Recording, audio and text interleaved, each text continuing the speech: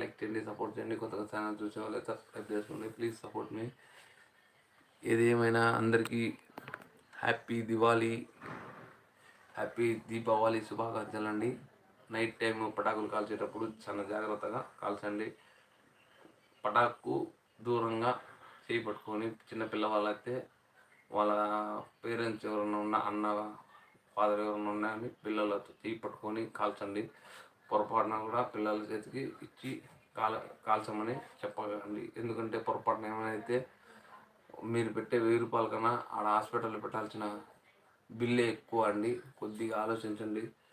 మనం మీరన్నా కాల్చండి, పిల్లలు చూస్తూ ఉంటారు. పిల్లలు మాత్రం పొరపాటున పెట్టనియద్దండి.